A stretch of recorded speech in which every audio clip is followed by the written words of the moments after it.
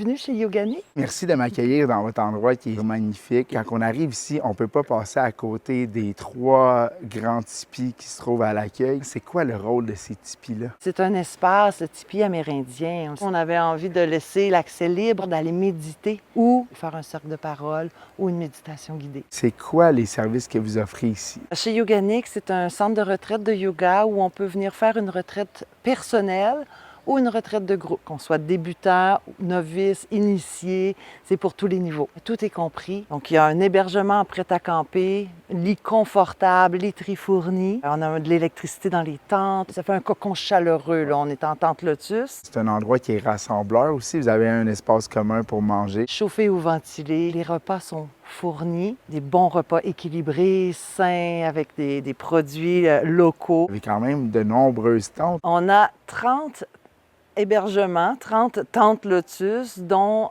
10 qui ont 2 lits dedans. Donc, on a 40 lits. OK. Ce sont des lits doubles. Le concept, c'est 100% plein air. C'est des toilettes complètes, là. Oui. On a 6 toilettes complètes dans lesquelles nos blocs sanitaires incluent une douche à l'eau chaude. On s'arrange pour que ce soit confortable en toute température. C'est un projet estival, alors on est ouvert du 1er juin au 30 septembre.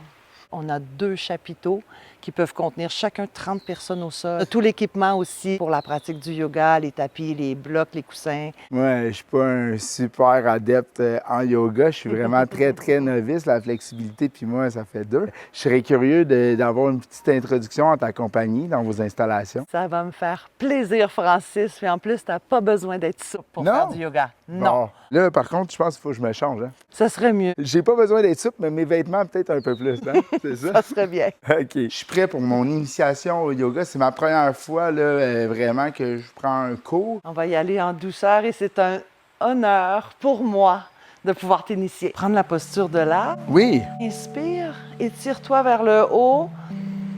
Puis expire, redescends les bras. C'est bien. Et puis là, tu vas prendre appui sur une seule jambe en levant, c'est ça. Tu peux venir poser le pied contre le mollet. Ramener tes mains au cœur. Fixe un point au sol. Respire dans ton ventre. Ouverture de la hanche. Très bien. Tu vas aller dans un guerrier. Alors, en expirant, essaie de descendre ton bassin toujours un petit peu plus bas. C'est ça. Tes hanches un petit peu. C'est ça. Tu gardes tes bras bien parallèles. Ton regard loin. Très bien. Paume de main vers le ciel. Et expire, paume de main vers la terre. Lâche les épaules.